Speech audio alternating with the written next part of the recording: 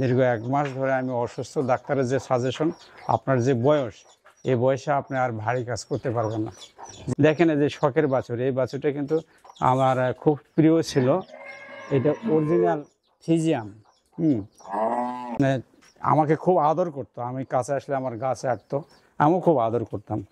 সেই দর্শক, আপনারা দেশ এবং দেশের বাইরে থেকে যারা আমার ভিডিও দেখবেন তাদের প্রতি আন্তরিক শুভেচ্ছা ভালোবাসা জানিয়ে শুরু করছে আজকে আমার নিজ খামারের একটা প্রতিবেদন।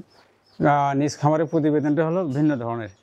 যে এই গরুগুলো আমি বিক্রি করে দিলাম, তার মূল কারণ হলো কি, যে আমি আজ 1.5 বছর ধরে এই খামার জগতের সাথে যুদ্ধ করে মোটামুটি টিকে এসে এবং সামনে এগিয়ে যাওয়ার আমার আশা প্রত্যাশা ছিল।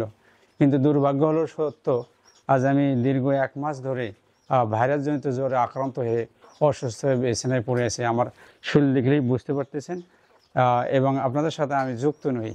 আজ 1 মাস ধরে আমি ভিডিও দিতে পারিনি, সেটা একটা আমার দুঃখের বা বেদনার ব্যাপার। তার মধ্যে আবার এই রোগ, আবার আমার এই যে শখের গরুগুলো আমি কিনছিলাম, যে গরুগুলো আমি আমার কাছে থাকবে, প্রতি বছর বাচ্চা দেবে, বাচ্চাগুলো বিক্রি হবে আর এই গরুগুলো আমার কাছে থাকবে। আর মাঝে মাঝে এই খামারের যে চিত্রগুলো বা ঘটনাগুলো আপনাদের সাথে আমি শেয়ার করব। কিন্তু সেটা দুর্ভাগ্যজনিত কারণে সেটা আমার সম্ভব হলো না। দীর্ঘ 1 মাস ধরে আমি অসুস্থ। ডাক্তারের যে সাজেশন, আপনার যে বয়স, এই বয়সে আপনি আর ভারী কাজ করতে পারবেন না। যেহেতু আমার খামারটা এমন পজিশনের, এখানে আমি লক্ষ্য রাখতে পারতেছি না এবং নিজেও শ্রম দিতে পারতেছি না। বাধ্য হয়ে ডাক্তারের পরামর্শক্রমে আমি খামারটা বন্ধ করে দিলাম এবং গরুগুলো আমি বিক্রি করে দিলাম। কী দামে বিক্রি করলাম সেটা আমি পরে জানাচ্ছি। দেখেন এই যে শখের বাছুর, এই বাছুরটা কিন্তু আমার খুব প্রিয় ছিল। এটা অরিজিনাল ফিজিয়াম। এর এই যে পা সাদা, এই যে এনার এই মুখটা সাদা, এই ভেতরে যে জিভে সাদা। মানে আমাকে খুব আদর করতো, আমি কাছে আসলে আমার গাছে আটতো, আমিও খুব আদর করতাম। এই প্রিয় গরুটা আমার বিক্রি হয়ে গেল। বাছুরটা আমার, এটাও আমার প্রিয় গরু ছিল এবং 4টা গরুই আমার প্রিয়। এখন দুধের ফাংশনটা হলো, ব্যাপারটা কি, যে গরু আমি দুইতাম না। বাছুরের ভালোবাসায় আমি গরুগুলোকে আমি দুইতাম না, এই দুধগুলো বাছুরই খাইতো। ঠিক আছে সুদর্শক, আর বেশি বলবো না, আমি অসুস্থ মানুষ।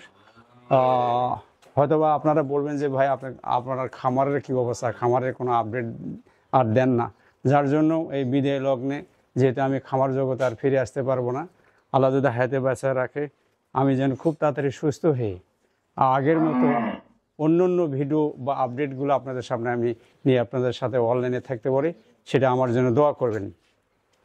আর ওই গরুগুলো আমার বাড়ির গরু, ওটার আপডেট আমি জানাচ্ছি না। দেখেন কতটুকু প্রিয় আমার এই গরুগুলো আমাকে আদর করতেছে। দেখেন এক রাত্রে তারা গরুগুলো এই বাছুর বাঁধে রাখছে। গরু কিন্তু গতকালেই বিক্রি হয়ে গেছে, লেনদেন হয়ে গেছে।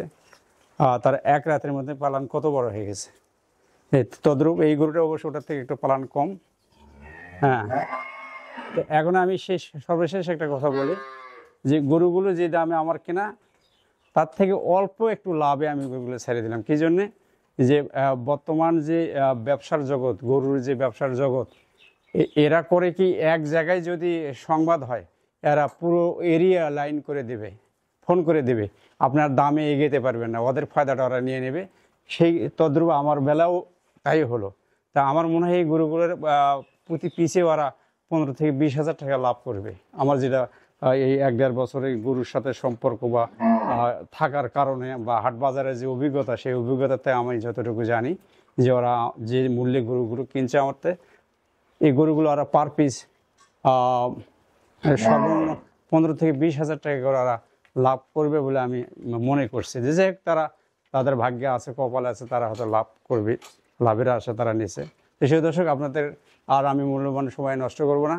আমি দেশবাসীর কাছে এবং আপনারা যারা আমার চ্যানেলের সাথে যুক্ত আছেন এবং যারা আমার চ্যানেলের সদস্য, সবার কাছে আমি দোয়া চাই, আল্লাহ যেন আমাকে সুস্থ করে আপনাদের সাথে আবার এই ভিডিও কার্যক্রমে ফিরে আনতে পারে, এই প্রত্যাশা রাখে আপনাদের সুস্বাস্থ্য কামনা করে এই মাসুদ টিভির পক্ষ থেকে বিদায় নিলাম। এবং অবশ্যই আপনারা মাসুদ টিভির পক্ষে থাকবেন, অবশ্যই আপনারা গোড়াঘাট মাসুদ টিভির পক্ষে থাকবেন, এই প্রত্যাশা রেখে শেষ করছি। আসসালামু আলাইকুম।